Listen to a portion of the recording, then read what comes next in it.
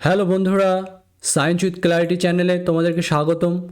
এই চ্যানেলে আমি পদার্থবিদ্যা তথা বিজ্ঞানের নানা গুরুত্বপূর্ণ বিষয়ে তোমাদের সাথে আলোচনা করব এবং বিভিন্ন বিষয়ে তোমাদের ধারণা পরিষ্কার করার চেষ্টা করব।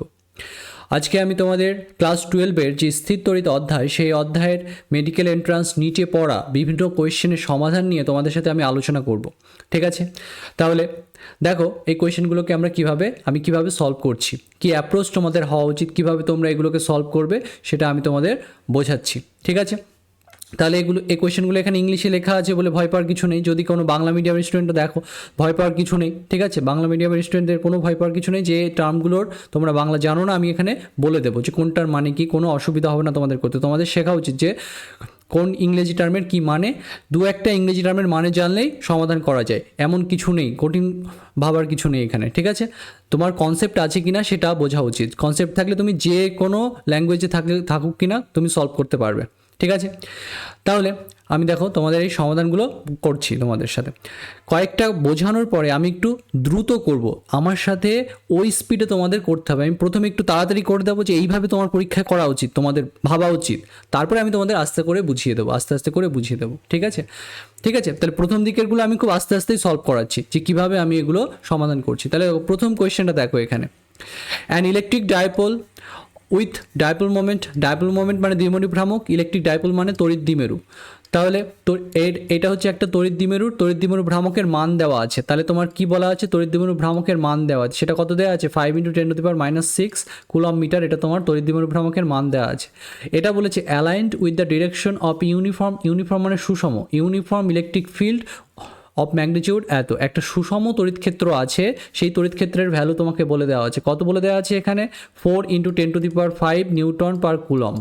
এটা তোমাকে বলে দেওয়া আছে সুষম তড়িৎ ক্ষেত্রের মান।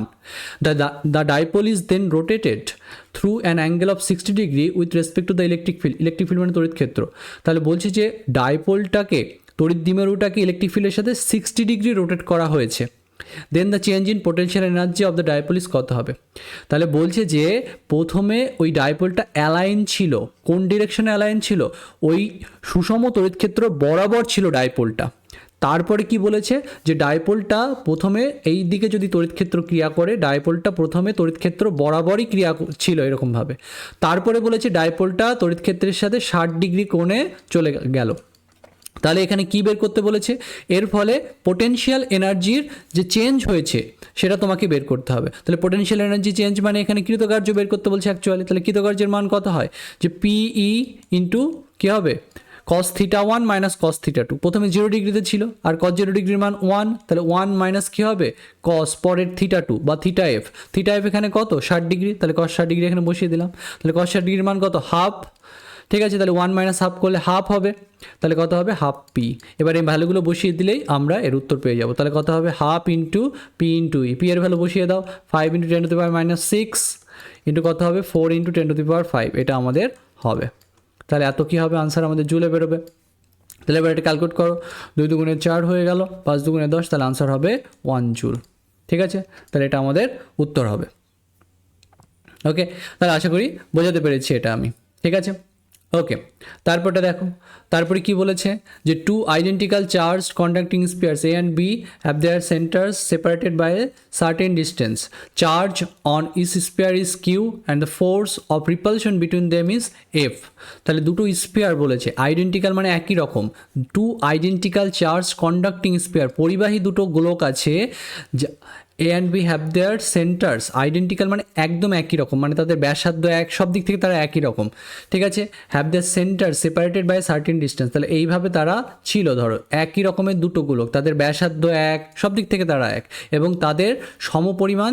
এবার বলছে charge on each sphere is Q, প্রত্যেকটা স্পিয়ারে আবার চার্জও সমান আছে, তারা দেখতে একই রকম স্পিয়ার দুটো, স্পিয়ার মানে গোলক দুটো দেখতে একই রকম, এবং তাদের আধানও এখানে সমান সমান বলেছে, এবং তাদের ভেতর একটা বল ক্রিয়া করছে, সেই বলের মান বলে দিয়েছে এফ, ক্যাপিটাল এফ। তাহলে এদের ভেতর ক্রিয়াশীল বল কত, এফ। রিপালশন মানে হচ্ছে বিকর্ষণ বল, তাহলে এদের ভেতর এফ পরিমাণ বিকর্ষণ বল কাজ করছে। A third identical uncharged conducting sphere তারপরে বলছে আইডেন্টিক্যাল মানে একই রকম, তাহলে এই দুটো স্পিয়ারের মতনই আরেকটা স্পিয়ার 3 নাম্বার আরেকটা একই রকম এর একটা গোলক, সেটাও পরিবাহী গোলক, conducting sphere is brought in contact with sphere A first and then with B, finally removed from both. New force of repulsion between spheres A and B কত হবে সেটা তোমাকে জানতে চেয়েছে, ঠিক আছে। তারপরে বলে দিয়েছে এরকম কিছু কন্ডিশন দিয়ে দিয়েছে, নেগলিজিবল রেডিয়াই মানে হচ্ছে ব্যাসার্ধ, রেডিয়াস হচ্ছে সিঙ্গুলার, রেডিয়াসের প্লুরাল করলে হয় radii, radii of A and B are negligible compare to the distance of separation so that the এটা আমরা করতে পারি। তাহলে বলছি যে এদের ব্যাসার্ধ অনেক কম, কার থেকে কম, এদের যে দূরত্বটা অনেক বেশি, ব্যাসার্ধের তুলনায় দূরত্বটা অনেক বেশি এদের ভেতর, ঠিক আছে। Separation so that for calculating force between them they can be, okay. তাহলে তুমি যখন হিসাব করবে এদের ভেতর এইগুলো তোমার ওই ব্যাসার্ধের হিসাবটা না আনলেও তোমার চলবে, ঠিক আছে। ওইগুলোকে আমরা পয়েন্ট চার্জ হিসেবে যেন বিবেচনা করতে পারি, কিউ চার্জটা সেন্টারে আছে বলে আমরা যেন বিবেচনা করতে পারি, এটা তোমাকে বলছে। তাহলে প্রথমে রিপালশন ছিল তাদের ভেতর ক্যাপিটাল এফ, তার মানে এফ ইজ ইকাল টু কত লিখতে পারি আমরা, এফ ইজ ইকাল টু লিখতে পারি Q square by R square, আগে একটা 1/4πε আছে, অত 1/4πε না লিখে আমি ক্যাপিটাল কে লিখে রাখলাম, তাহলে কে মানে 1/4πε এখানে, তাহলে এফ ইজ ইকাল টু কত হলো Q square by R square, এটা হচ্ছে ফোর্স অফ রিপালশন তাদের প্রথমে ছিল, ঠিক আছে। ওকে, এখন ফোর্স অফ রিপালশন কত হয়েছে সেটা তোমাকে বের করতে হবে। পরীক্ষায় কি এইভাবে এত আস্তে আস্তে পড়ে করে এইভাবে বের করে, এই অঙ্কের ক্যালকুলেশন আমার অলরেডি করা হয়ে গেছে, তোমাদের আমি এত আস্তে আস্তে বোঝাচ্ছি, নাহলে বুঝতে পারবে না। প্রথমে একটু পরে দেখবে আমি পরীক্ষায় কীভাবে করতে হবে আমি তোমাদের বলবো, ওইভাবে তাড়াতাড়ি করতে হয়, ঠিক আছে। তারপরে আমি তোমাদের আস্তে আস্তে করে বুঝিয়ে দেবো। এখন শুরুতে ওইভাবে বললে তোমরা শেষে ঘাবড়ে যাবে যে কী করে করলেন স্যার, কী করে করলেন স্যার, এরকম করবে, ঠিক আছে। সেই জন্য আমি খুব আস্তে আস্তে পড়ে বোঝাচ্ছি, ঠিক আছে, যাতে তোমাদের একটু পরে আমার ওই স্পিডটা তোমরা ধরতে পারো। ওকে, দেখো তাহলে দুটো একই রকম স্পিয়ারকে যদি তোমরা কানেক্ট করে দাও, ঠিক আছে, তাহলে কি হয় যে চার্জের আদান প্রদান হয়। দেখো 3 নাম্বার যে স্পিয়ারটা এখানে এনেছিল, 3 নাম্বার যে পরিবাহী গোলকটাকে এখানে এনেছিল তার কিন্তু কোনো চার্জ ছিল না, ঠিক আছে, আনচার্জড বলেছিল, 3 নাম্বার স্পিয়ারটা আনচার্জড বলেছিল, মানে তাতে কোনো আধান ছিল না। তাহলে এর আধান কত ছিল, এ গোলকের আধান ছিল কিউ, আর বি গোলকে ওই সি গোলকে কোনো আধান ছিল না, সি হচ্ছে 3 নাম্বার গোলকটাকে বলছি, এটা আমার এ গোলক, এটা আমার বি গোলক, আর সি হচ্ছে আমাদের 3 নাম্বার গোলক। তাহলে 3 নাম্বার গোলকটাকে আমি এ গোলকের কাছে নিয়ে আসলাম, একদম টাচ করিয়ে দিলাম। তাহলে যখনই একটা গোলকের সাথে একটা পরিবাহীর সাথে আর একটা পরিবাহীকে তুমি স্পর্শ করাবে, যদি পরিবাহী দুটোতে বিভবের পার্থক্য বজায় থাকে তাহলে আধান কিন্তু আদান প্রদান হবে, বেশি বিভব থেকে কম বিভবের অঞ্চলের দিকে তড়িৎ আধান প্রবাহিত হবে। তাহলে এখানে সি এর তো কোনো বিভব নেই, সিতে কোনো আধান নেই, তাহলে ওর বিভব কত, ওর বিভব ছিল 0, ওর বিভব ছিল 0, কিন্তু এর বিভব ছিল অলরেডি একটা, এর বিভব কত ছিল Q/4πε, আর এই পরিমাণ বিভব এতে ছিল, তাহলে অবভিয়াসলি এ থেকে সিতে কি হবে, আধান প্রবাহিত হবে। এবার আধান কতক্ষণ প্রবাহিত হবে, যতক্ষণ না দুজনার বিভব সমান হয়ে যায় ততক্ষণ আধান প্রবাহিত হবে। ভালো করে বোঝো আইডিয়াগুলো, ঠিক আছে।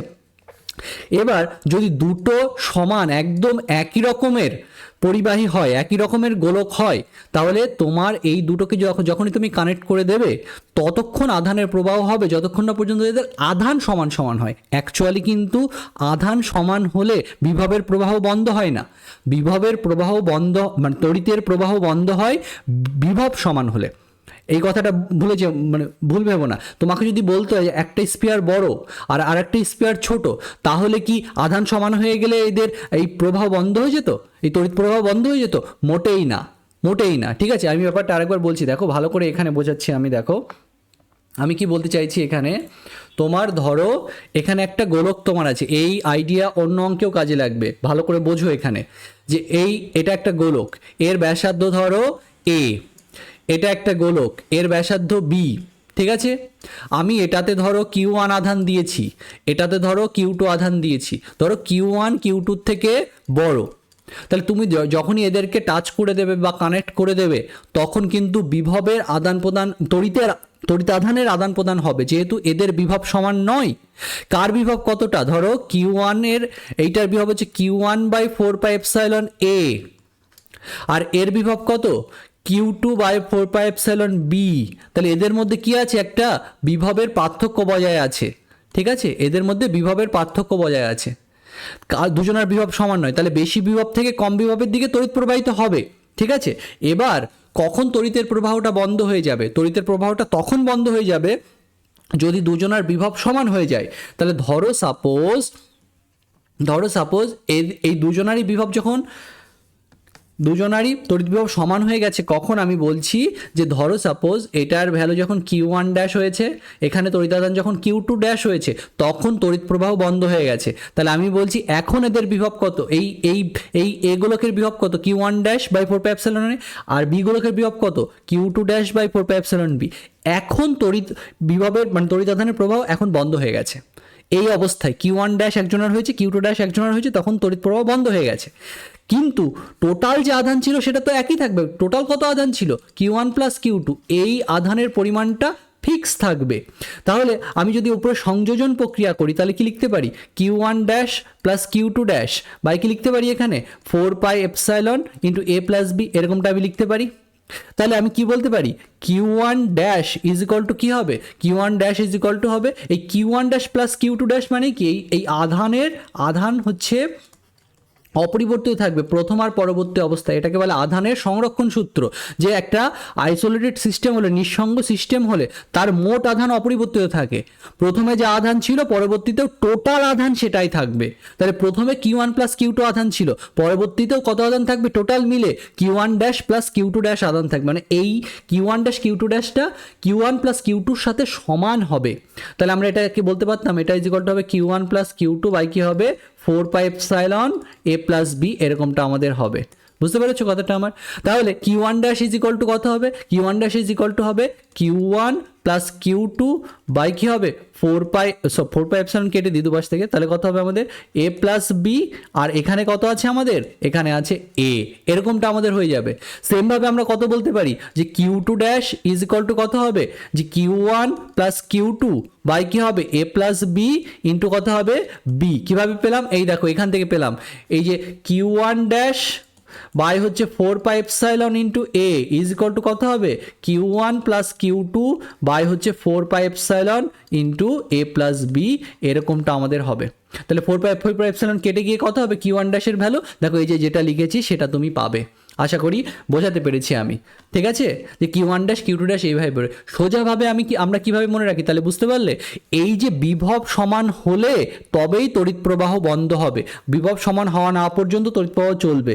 তাহলে যখন বিভবটা সমান হয়ে গেল সেই অবস্থায় ফাইনাল সিচুয়েশনে তাদের কত কত করে চার্জ আছে এইটা হচ্ছে সেটা বের করার ফর্মুলা।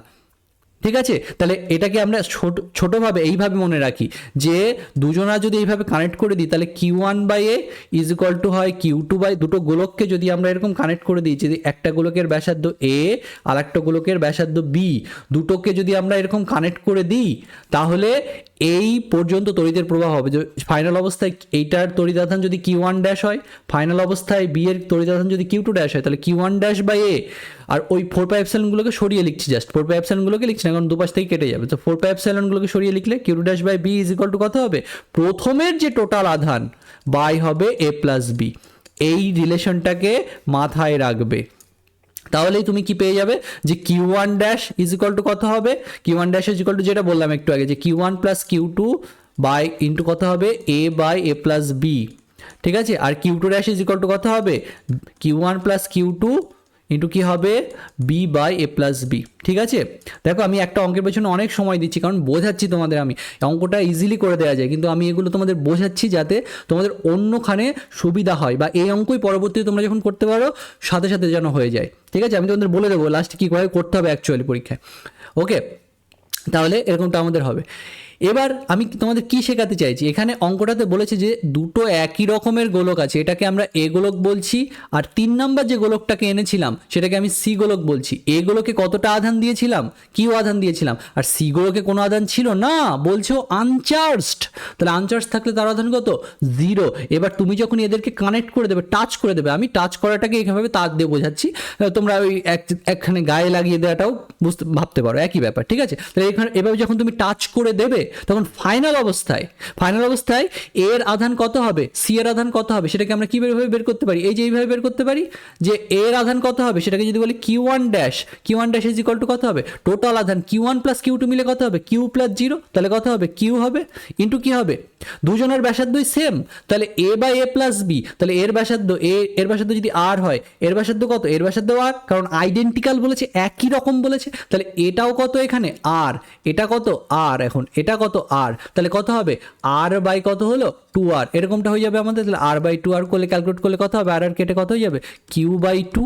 তাহলে কি বুঝলে, যে যদি দুটো আইডেন্টিক্যাল একই রকমের গোলককে তুমি টাচ করিয়ে দাও, তাহলে একই রকমের গোলককে যদি টাচ করিয়ে দাও, তাহলে আধান সমান পরিমাণে দুটো গোলকে বণ্টিত হয়ে যাবে, আধান সমান পরিমাণে দুটো গোলকে বণ্টিত হয়ে যাবে। তাহলে ফাইনালি এ গোলকে কতটা আধান থাকবে, এ গোলকেও Q/2 আধান থাকবে, সি গোলকেও Q/2 আধান থাকবে, কারণ তুমি এই Q2 ড্যাশ বের করে দেখো, Q2 ড্যাশটাও এই ফর্মুলা দিয়ে বের করে দেখো, ওটাও Q/2ই বেরোবে। তাহলে কি শিখলাম, যদি দুটো একই গোলক, একই আকারের গোলক, সব দিক থেকে একই রকম গোলককে যদি তুমি টাচ করে দাও, তাহলে পরিবাহী গোলককে যদি তুমি টাচ করে দাও, পরিবাহী গোলক হতে হবে, পরিবাহী গোলককে যদি তুমি টাচ করে দাও, তাহলে আধান দুটোতে সমানভাবে বণ্টিত হবে। আর যদি আকার সমান না হয়, তাহলে কোনটাতে কতটা আধান থাকবে সেটা এইভাবে আমাদের বের করতে হবে। ঠিক আছে, আশা করি আমি বোঝাতে পেরেছি। ঠিক আছে, তাহলে আধান কি হবে, এটা দুটোতে সমানভাবে বণ্টিত হবে, যেহেতু একই রকম বলেছে। তাহলে এখন এতে কত আধান আছে, এ গোলকে থাকলো Q/2 আধান, সি গোলকে থাকলো Q/2 আধান, আর বি গুলোকে কতটা আধান আছে, বি গুলোকে কিউ আধান আছে। এবার আমি কি করলাম, এবার সি আর বি কে টাচ করালাম, তাহলে সি আর বিকে যদি টাচ করিয়ে দিই, তাতেও ওই দুটোতেও টোটাল আধান সমানভাবে বণ্টিত হবে। তাহলে বি আর সি মিলে এখন টোটাল কত আধান আছে, 3Q, যোগ করে দাও Q প্লাস Q/2, তাহলে কত হবে 3Q/2, এইটা হচ্ছে টোটাল আধান আছে। তাহলে এই টোটাল আধানটা যেহেতু বি আর সি সম আকারের, একই রকম একদম, তাই এই আধানটা এই বি আর সি গুলোকে সমানভাবে বণ্টিত হয়ে যাবে। তাহলে এখন সি গুলোকে কতটা আধান থাকবে, এখন সি গুলোকে আধান থাকবে 3Q/4, আর বি গুলোকে কতটা আধান থাকবে, বি গুলোকে আধান থাকবে 3Q/4। তাহলে বি গুলোকে ফাইনালি 3Q/4 আধান থাকলো, এগুলোকে Q/2 আধান থাকলো। সি গুলোকটাকে এবার সরিয়ে নিয়ে যাওয়া হয়েছে, সি গুলোক আর নেই এখানে। তাহলে ফাইনাল অবস্থায় এগুলোকে কতটা আধান থাকলো, Q/2, আর বি গুলোকে কতটা আধান থাকবে, 3Q/4 আধান থাকবে। এবার এদের ভেতর কত ক্রিয়াশীল বল ক্রিয়া করছে, স্থিতারিতিক বল, সেটা আমাকে বের করতে হবে। এটা এ গোলক আর এটা হচ্ছে বি গোলক। এখন এগুলোকে কতটা আধান আছে, Q/2, আর বি গুলোকে কতটা আধান আছে, 3Q/4। তাহলে এখন এদের ভেতর ক্রিয়াশীল বল কত হবে, সেটাকে যদি বলি F dash is equal to কত হবে, ক্যাপিটালকে মানে 1/4πε বলছি এখানে। তাহলে কি হবে, আধান দ্বয়ের গুণফল বাই ডিস্টেন্সের স্কোয়ার, এই একই ডিস্টেন্সে রাখা আছে তাদেরকে এখন। তাহলে কত হবে 3Q/4 বাই কি হবে R²। তাহলে এটা যদি তুমি করো এখন, তাহলে তোমার কি আনসার বেরোবে দেখো এখানে, যে 3/k ইন্টু কত হবে, 3/8 ইন্টু কত হবে Q² বাই কি হবে R²। R k into Q² by R² করলে কত হয়, F হয়, যেটা আমরা আগেই ক্যালকুলেট করে লিখেছিলাম। তাহলে এখন তাদের ভেতর ক্রিয়াশীল বল কত হবে, 3/8F। প্রথম বলটা যদি এই যে k into Q² by R² মানে ছিল আমাদের ক্যাপিটাল F, যেটা প্রথমে বের করে রেখেছিলাম, তাহলে সেটা যদি F হয়, তাহলে এখন বল কত হবে 3/8F। ঠিক আছে, বুঝতে পেরেছো? তাহলে দেখো, এটা যদি আমাদের পরীক্ষায় দিত, তাহলে কীভাবে করতাম, পরীক্ষায় কি আর এত ভাবতাম না, মোটেই না। এটা আমি শেখানোর জন্য এত কিছু এখানে বললাম তোমাদের। ঠিক আছে, তাহলে পরীক্ষার অ্যাপ্রোচ কী হতো, পরীক্ষার অ্যাপ্রোচ এরকমটা হতো। দেখো এখানে পরীক্ষার অ্যাপ্রোচ আমাদের কেমন হতো, পরীক্ষার অ্যাপ্রোচ কী হতো, যে একই রকমের দুটো গোলক ছিল এ আর বি, তারপরে সি গোলকটাকে নিয়ে এসেছি। ঠিক আছে, দুটো গোলকে এ আর বি গোলকের দুটোতেই কিউ করে আধান ছিল। তাহলে সি গোলকটা যখন টাচ করালাম প্রথমে এর সাথে, তখন এ গোলকে কতটা আধান হয়ে গেল Q/2, আর সি গোলকে কতটা আধান হয়ে গেল Q/2।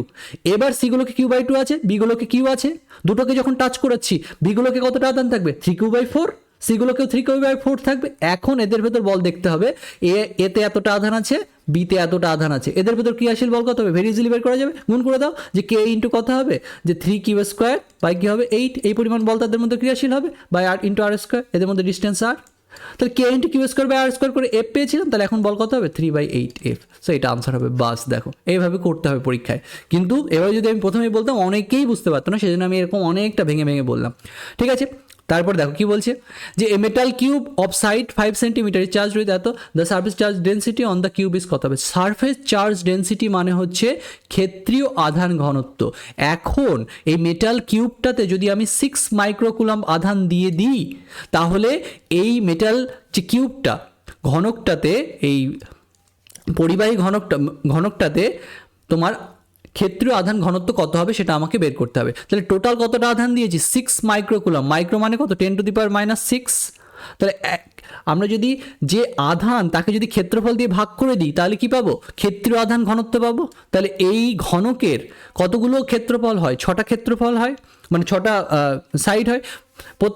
প্রত্যেকটা অংশের ক্ষেত্রফল কত, এ স্কোয়ার করে যদি বাহুর দৈর্ঘ্য এ হয় তাহলে কত হচ্ছে 6 ইন্টু আমাদের কত হবে 6টা পৃষ্ঠ হয়, 6টা পৃষ্ঠের প্রতিটার ক্ষেত্রফল কত হবে, এ স্কোয়ার করে হবে। এ বলতে এখানে কত আছে 5 সেন্টিমিটার, তাহলে 5 স্কোয়ার করলে কত হবে 25 এরকমটা হবে আমাদের, ইন্টু কত হবে আমাদের সেন্টিমিটারকে এখানে কি করবে, এখানে দেখো সব এসআই লেখা আছে, তাহলে সেন্টিমিটারকে আমরা কিসে নিয়ে যাবো, মিটারে নিয়ে যাবো। তাহলে 10⁻⁻2 এভাবে করবো আমরা। তাহলে 6 এখানে কেটে যাবে, তাহলে কত হবে 100/25 ইন্টু কত হবে 10⁻⁻6 আমাদের এরকমটা হবে। তাহলে এটা করলে কত হবে 4, তাহলে এত কি হবে কুলম্ব পার মিটার স্কোয়ার। ঠিক আছে, কুলম্ব পার মিটার স্কোয়ার এরকমটা আমাদের আনসার হবে। তাহলে দেখো হচ্ছে কিনা 4 ইন্টু কত হচ্ছে 10⁻⁻6 এত কুলম্ব পার মিটার স্কোয়ার। ঠিক আছে, তাহলে উত্তর দেখো হচ্ছে কিনা আমাদের, তাহলে 6 ইন্টু 10⁻6 বাই টোটাল আমরা ইয়ে করেছি। ওকে, তাহলে এখানে সারফেস চার্জ ডেন্সিটি বের করতে বলেছে। ওকে, তাহলে আমাদের কত হচ্ছে, কিন্তু এখানে তো মিলছে না, 4 ইন্টু 10⁻3 আর 0.4 ইন্টু 10�মাইনাস 3। তাহলে এখানে কি কোথাও ভুল করেছি, ওইটা যদি উপরে চলে যায় 10⁻4 হয়ে যাবে। আচ্ছা 100 করেছি আমি, 100/25, 5 ইন্টু 10⁻6। আচ্ছা এখানে বর্গ মিটার হবে, তাহলে 10⁻4 হয়ে যাবে অ্যাকচুয়ালি, কারণ সেন্টিমিটার স্কোয়ার হয়ে যাবে, 10⁻4 হবে, সেন্টিমিটার দুবার হবে এখানে, তাহলে একবার উপরে গিয়ে এখানে 4 হয়ে যাবে, তাহলে কত হবে এটা 10⁻4 হয়ে যাবে, তাহলে কত হবে 0.4 ইন্টু 10⁻3 এরকমটা হয়ে যাবে, সরি। তাহলে এটা আমাদের আনসার হবে। ঠিক আছে, তাহলে এটা হবে তোমার সারফেস চার্জ ডেন্সিটি। ওকে, তাহলে আশা করি বোঝাতে পারলাম আমি এটা। তারপরে দেখো কি বলেছে, the value of electric potential at a distance of 9 centimetre from point charge এত কত হবে। তাহলে খুবই ইজি, যে 8 দূরত্বে ইলেকট্রিক পোটেনশিয়াল মানে তড়িৎ বিভব, যে 9 সেন্টিমিটার দূরে একটা আধান আছে, পয়েন্ট চার্জ মানে বিন্দু আধান থেকে 9 সেন্টিমিটার দূরে তড়িৎ বিভব কত হবে সেটাকে আমাকে বের করতে হবে। তাহলে তড়িৎ বিভবের ফর্মুলা কি, বিন্দু আধানের জন্য তড়িৎ বিভবের ফর্মুলা কি, Q/4πε0 ইন্টু আর। ঠিক আছে, আর 1/4πε0 এর ভ্যালু কত 9 ইন্টু 10⁹, তাহলে তড়িৎ বিভবের ভ্যালু কত হবে 9 ইন্টু 10⁹ ইন্টু কত হবে Q/r, কিউ এর মান কত এখানে 4 ইন্টু 10⁻7 এত কুলম্ব, আর আর মানে কত 1/r লিখতে হবে, তাহলে কি লিখতে হবে 1/9 ইন্টু কত হবে 10⁻2, কারণ সেন্টিমিটারকে মিটারে নিলে কত হয় 10⁻2, তাহলে 10⁻2টা উপরে চলে যাবে, তাহলে কত হয়ে যাবে আমাদের এই 9 কেটে যাবে এখানে আমাদের, তাহলে কত হয়ে যাবে এখানে দেখো 4 ইন্টু কত হবে 10⁻, এখানে কত হচ্ছে -5, তাহলে 4 হচ্ছে, তাহলে এত ভোল্ট হবে আনসার আমাদের। তাহলে কত হবে, এইটা আমাদের উত্তর হবে। তাহলে দেখো বুঝতে পারলে কি না, 4 ইন্টু 10⁻4 ভোল্ট হবে, খুবই ইজি। ঠিক আছে, খুবই ইজি অঙ্ক, জাস্ট তাড়াতাড়ি করতে হবে তোমাদের। আমি তোমাদের মুখে বলছি বলে টাইম নিয়ে আমি করছি, ঠিক আছে, নাহলে তাড়াতাড়ি বলে গেলে কেউ বুঝতে পারবে না এরকম করে। ঠিক আছে, সেই জন্য আমি অনেক আস্তে আস্তে বলছি, ভালো করে বোঝো, আমার সাথে সাথে করো, পরে যখন এরই পিডিএফ আমি তোমাদের দিয়ে দেবো সেটা তোমরা বাড়িতে প্র্যাকটিস করবে, একই জিনিস আবার প্র্যাকটিস করবে, দেখবে তোমরা যখন নতুন কোয়েশ্চেন দেখছো আরও তখন আবার তাড়াতাড়ি হবে।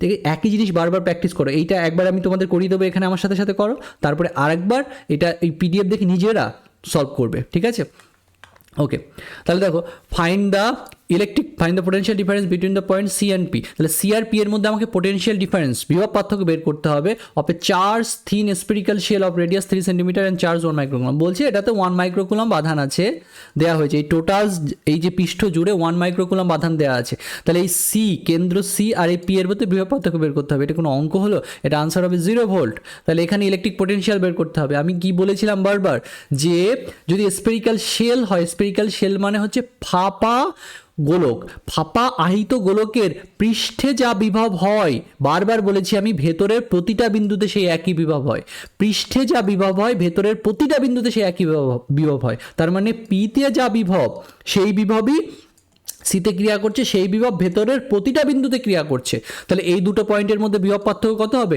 0 ভোল্ট হবে। তাহলে আনসার হবে আমাদের 0 ভোল্ট। ঠিক আছে, তারপরে কি বলছে দেখো, অ্যাসাম্পশন রিজন টাইপের কোয়েশ্চেন।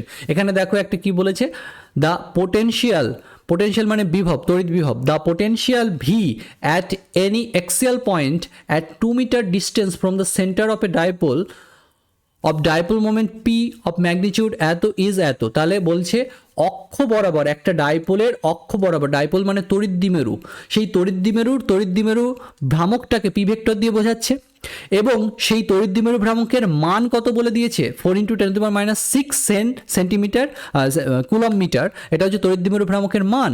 দিয়ে বলেছে সেই তড়িৎ দ্বিমেরু ভ্রামকের অক্ষ বরাবর 2 মিটার দূরে তোমার তড়িৎ দ্বিমেরু যে ইলেকট্রিক পোটেনশিয়াল মানে তড়িৎ বিভব তার ভ্যালু বলছে এইটা। তাহলে তড়িৎ দ্বিমেরুর অক্ষ বরাবর একটা বিন্দুতে যে তড়িৎ বিভবের রাশিমালা হয় সেটা কি হয় মনে আছে কারো? সেটা রাশিমালা হয় P/4πε এটু কি হয় r²। এটা হয় তড়িৎ বিভবের রাশিমালা, অক্ষ বরাবর একটা পয়েন্টে যে তড়িৎ বিভব হয় তার রাশিমালা এইটা হয় P/4πε, সরি r², হ্যাঁ ঠিক আছে। তাহলে এটা আমাদের তড়িৎ বিভবের রাশিমালা হয়, অক্ষ বরাবর একটা পয়েন্টে তড়িৎ বিভবের রাশিমালা হয় হচ্ছে এইটা।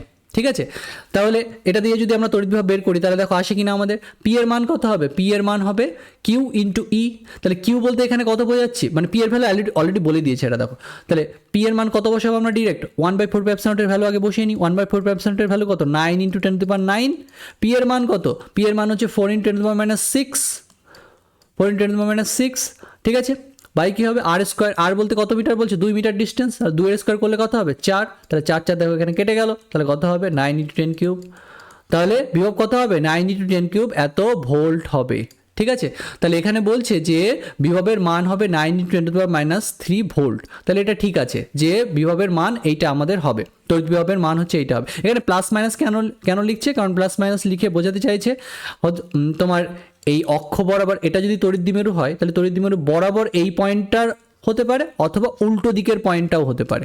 তাহলে উল্টো দিকের পয়েন্টে যদি তুমি যাও তাহলে তড়িৎ বিভবটা নেগেটিভ হবে, আর ওই তড়িৎ দ্বিমেরু বরাবর যদি এই পয়েন্টে আসো তাহলে তড়িৎ বিভবটা পজিটিভ হবে, সেজন্য প্লাস মাইনাস লিখেছে। তাহলে এইটা ঠিক আছে, এই স্টেটমেন্ট ঠিক আছে, কিন্তু বলছে এর রিজন দিয়েছে এরা V = 2P/4πε r²। না, সূত্র তো এইটা হবে, অক্ষ বরাবর তড়িৎ দ্বিমেরুর অক্ষ বরাবর একটা পয়েন্টে যে তড়িৎ বিভবের রাশিমালা সেটা সূত্র এইটা P/4πε r²। এইটা নয়, এখানে 2 হবে না, তাহলে এটা ঠিক লেখিনি, রিজনটা আমাদের ঠিক দেয়নি। ঠিক আছে, তাহলে আমরা কি বলবো যে A is true but R is false। ঠিক আছে, এইটা আমাদের হবে যে অ্যাসারশন আমাদের ঠিক আছে কিন্তু রিজন যেটা দিয়েছে সেটা ঠিক দেয়নি, ওখানে 2টা আমাদের হতো না। ঠিক আছে, তারপরে কি বলছে দেখো, according to Gauss's law of electrostatics, electric flux through, electric flux মানে হচ্ছে তড়িৎ ফ্লাক্স, গসেস ল অফ ইলেকট্রোস্ট্যাটিক্স হিসেবে মানে যে গাউসের সূত্র, স্থির তড়িতের যে গাউসের সূত্র সেই হিসাবে electric flux through a close surface depends on, মানে একটা বদ্ধ তল দিয়ে যে তড়িৎ ফ্লাক্স নির্গত হয় সেটা ডিপেন্ড করে কিসের উপর, সেটা ডিপেন্ড করে যে কতটা চার্জ Q/ε এর উপর ডিপেন্ড করে। এই যে আমরা পড়েছিলাম না যে E.NDS এটাই কি নির্দেশ করে, বা E.DS এটা কি নির্দেশ করে, টোটাল কত ফ্লাক্স নির্গত হচ্ছে, এটা সমান কত হয় Q/ε হয়, কিউটার উপর ডিপেন্ড করে, আর ওই স্থানে তড়িৎভেদ্যতার উপর ডিপেন্ড করে কতটা ফ্লাক্স নির্গত হবে। তাহলে কিসের উপর নির্ভর করে, the quantity of charges enclosed by the surface, এটা আমাদের আনসার হবে। ঠিক আছে, এইসবের উপর ডিপেন্ড করে না, এরিয়া তারপরে শেপের উপর, এইসবের উপর ডিপেন্ড করে না, কতটা ফ্লাক্স নির্গত হবে। ঠিক আছে, তাহলে কিসের উপর নির্ভর করে, কতটা চার্জ ওর ভেতর আছে তার উপর ডিপেন্ড করে কতটা ফ্লাক্স নির্গত হবে ওই বদ্ধপৃষ্ঠ দিয়ে। তারপরে কি বলেছে যে এ charge Q microcoulomb is placed at the center of a cube, the flux coming out from at any of its face will be কত হবে সেটা তোমাকে জানতে চেয়েছে। যে Q microcoulomb আধান তোমার একটা কিউবের ভেতরে আছে, তাহলে জিজ্ঞাসা করছে যে কতটা ফ্লাক্স নির্গত হবে ওয়ান অফ ইটস ফেসেস, মানে ফেসেস মানে হচ্ছে পৃষ্ঠ, ওই যে কিউবটা, ওই যে ঘনকটা, সেই ঘনকের একটা পৃষ্ঠ দিয়ে কতটা তড়িৎ ফ্লাক্স নির্গত হচ্ছে ওই কিউ মাইক্রোকুলম চার্জটাকে ওই কিউবের ঘনকের ভেতরে রাখার জন্য, একদম সেন্টারে রাখার জন্য কতটা ফ্লাক্স নির্গত হবে প্রতিটা তল দিয়ে, সেটা তোমাকে বের করতে হবে বলেছে, একটা তল দিয়ে কতটা ফ্লাক্স নির্গত হবে। তাহলে টোটাল ফ্লাক্স কত নির্গত হবে, এটা যদি আমাদের ঘনক হতো, যার সেন্টারে যদি আমি কিউ আধান রাখতাম, এই সেন্টারে যদি আমি কিউ আধান রাখতাম তাহলে টোটাল কত আধান নির্গত হতো, Q/ε0, এই পরিমাণ আধান নির্গত হতো। তাহলে এই পরিমাণ আধান কতগুলো তল দিয়ে নির্গত হচ্ছে, 6টা তল দিয়ে। তাহলে একটা তল দিয়ে কতটা তড়িৎ ফ্লাক্স নির্গত হবে, Q/6ε0। তাহলে এটা আমাদের উত্তর হবে। কিউবের ভ্যালু কত লেখা আছে এখানে, কিউ মাইক্রোকুলাম দেওয়া আছে। তাহলে কিউ মাইক্রোকুলামটাকে যদি আমরা লিখি, মান লিখি এরকম করে লিখি যে 10⁻⁻6 বাই কি লিখবো 6ε0, তাহলে এটা আমাদের উত্তর হবে যে Q × 10⁻6/6ε0 এই পরিমাণ তড়িৎ ফ্লাক্স প্রতিটা তল দিয়ে নির্গত হবে। তাহলে কত ছোট ছোট অঙ্ক। মেডিকেলের অঙ্ক খুবই সোজা হয়, অনেক ছোটও হয়, দুই একবার কোয়েশ্চেন কঠিন এসেছে। তাছাড়া মেডিকেলের কোয়েশ্চেন সোজাই হয়, নিটের কোয়েশ্চেন সোজাই হয় ফিজিক্সের। ঠিক আছে, তাড়াতাড়ি করতে হবে এই যা। ঠিক আছে, এইভাবে আমি যখন বোঝাচ্ছি এইভাবে তো আর পরীক্ষায় বুঝে বুঝে করবো না, তাড়াতাড়ি পড়তে হবে। ঠিক আছে, যেমন এটা দেখো আমি করছি যে পরীক্ষায় কীরকম অ্যাপ্রোচ হবে তোমাদের। দেখো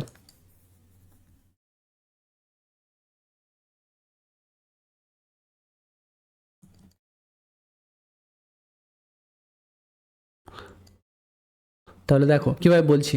ঠিক আছে, আমি কথা না বললে আবার মনে হবে কিছুই করছি না, সেই জন্য আমি কথাও বলছি তোমাদের ইয়েতে। ঠিক আছে, তাহলে আবার হয়ে যাবে।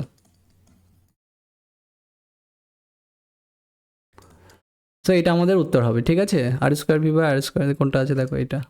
ঠিক আছে, এইভাবে পরীক্ষায় করতে হয়। তাহলে এবার কি করে করলাম আমি তোমাদের বোঝাচ্ছি। আমি খুব তাড়াতাড়ি করতে পারি, কিন্তু আমি যদি সেভাবে বলি তোমরা এখানে কিছুই বুঝতে পারবে না। যারা একটু কম বোঝে তারা তো একদমই বুঝতে পারবে না, সেই জন্য আমি অনেক ধীরে ধীরে বলছি। ঠিক আছে, ওকে, দেখো কী হবে আমাদের।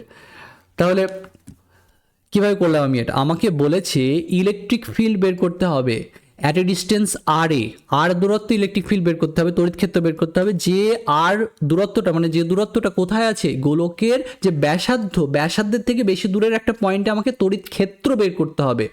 তাহলে এরকম একটা আহিত পরিবাহী গোলক আছে যার ব্যাসার্ধ হচ্ছে ক্যাপিটাল আর। এই গোলক থেকে ব্যাসার্ধের বেশি দূরের একটা পয়েন্টে আমাকে কি বের করতে হবে, তড়িৎ ক্ষেত্র বের করতে হবে। আমি বারবার বলেছি যে যখনই তড়িৎ ক্ষেত্র বের করতে হবে একটা গোলকের জন্য, গোলকের ব্যাসার্ধের থেকে বেশি দূরত্বে যখনই তড়িৎ ক্ষেত্র বের করতে হবে, তখন ধরে নেওয়া যেতে পারে গোলকের সমস্ত আধান যেন ওর কেন্দ্রে আছে।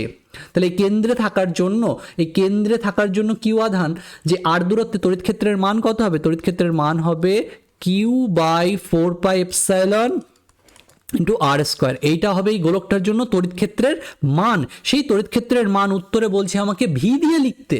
তাহলে ভি দিয়ে কী করে লিখতে পারি, আমি যদি ওপর নিচে ক্যাপিটাল আর দিয়ে গুণ করে দিতাম তাহলে কত হতো আমাদের, ওপর নিচে ক্যাপিটাল আর দিয়ে গুণ করে দিলে এরকমটা আমাদের হতো, ওপর নিচে ক্যাপিটাল আর দিয়ে গুণ করে দিলে। এখন Q/4πε মানে কি বল, এইটাকে কি বলে, এইটাকে বলে গোলকের পৃষ্ঠের বিভব, potential on the surface of the spear. তাহলে ক্যাপিটাল Q/4πε ক্যাপিটাল আর, এটা মানে কি, এটা মানে হচ্ছে গোলকের পৃষ্ঠের বিভবকে বোঝাচ্ছে। তাহলে আমরা লিখতে পারি না এটাকে RV, ক্যাপিটাল RV/R², এটা আমরা লিখতে পারি। তাই আমি বললাম আনসার আমার সি এরটা হবে এখানে।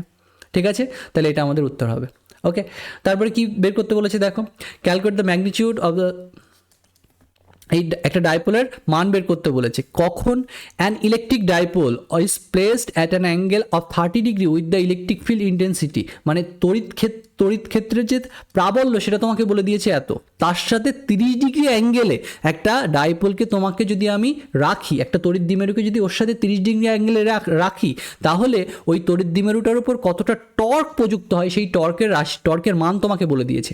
এবার তোমাকে কি বের করতে বলেছে, তোমাকে বের করতে বলেছে যে ম্যাগনিটিউড মানে মান, calculate the magnitude of the charge of the dipole, ওই ডাইপোলের ওই তড়িৎ দ্বিমেরুটার যে মান কত, এই চার্জ যে আছে তড়িৎ দ্বিমেরুটাতে যে আধান আছে সেই আধানের মান বের করতে বলেছে, এবং বলে দিয়েছে ডাইপোলের যে লেন্থ সেটা বলে দিয়েছে 2 সেন্টিমিটার। তাহলে এটা কী করে করবো, টর্কের রাশিমালা খুবই ইজি, আমরা জানি সেটার ভ্যালু কত হয়, টর্ক সমান কত হয় P×C, আর এর মান কত হয়, মান হয় P sin θ, এটা জানো সবাই। তাহলে কি লিখবো, P sin θ = থিটা মানে একবারে 30 ডিগ্রি বসিয়ে দিচ্ছি এখানে। তাহলে P sin 30 ডিগ্রি = কত বলে দিয়েছে, এটা 4 নিউটন মিটার বলে দিয়েছে।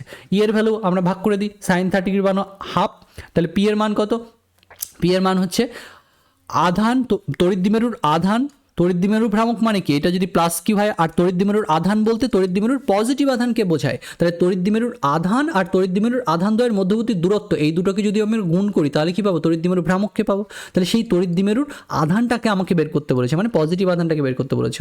আর এদের মধ্যে দূরত্ব কত, 2 × 10⁻²। আর ইলেকট্রিক ফিল্ডের মান এখানে কত বলা আছে, ইলেকট্রিক ফিল্ডের মান হচ্ছে বলা আছে 2 × 10⁵। আর sin 30 ডিগ্রি মান কত, হাফ, সো এটা = কত হবে 4। সো 2 2 এখানে কী হবে, কেটে যাবে। তাহলে কত হবে, 5 - 2 করলে 10 কিউব হবে। তাহলে দেয়ারফর Q = কত হবে এখানে তোমার, যে হাফ ইন্টু কত হবে, এখানে তোমার 1000 হয়ে যাবে 10 কিউব। ঠিক আছে, তো 10⁻³ লিখে দেবো এখানে, 4/2 × 10⁻³। তাহলে এত কুলম্ব হবে আমাদের চার্জ। তাহলে কত হবে? 2 × 10⁻³ কুলম্ব। 10⁻³ কে সংক্ষেপে কি বলে? মিলি। তাহলে কি হবে? 2 মিলি কুলম্ব। এটা আমাদের আনসার হবে 2 মিলি কুলম্ব। তাহলে এটা আমাদের আনসার হলো। বোঝা গেল? তাহলে এইভাবে আমরা করলাম, খুবই ইজি। দেখো কিছুই ক্যালকুলেশন নেই এখানে, ভেরি ভেরি ইজি। ঠিক আছে, ভেরি ইজি। এই যদি ফর্মুলার উপর অঙ্ক দেয় তাহলে তাড়াতাড়ি করতে পারবে না? অবভিয়াসলি তাড়াতাড়ি হবে। ঠিক আছে, এগুলো তাড়াতাড়ি করার অভ্যাস করবে। আমি অনেক আস্তে আস্তে বলছি যাতে তোমরা বুঝতে পারো। ঠিক আছে, নাহলে আমাকে দিলে আমি এটা 30 সেকেন্ডে করে দেবো। ঠিক আছে, সেইভাবে তোমাদের অভ্যাস করতে হবে। ওকে, দেখো তারপর কি বলছি এখানে,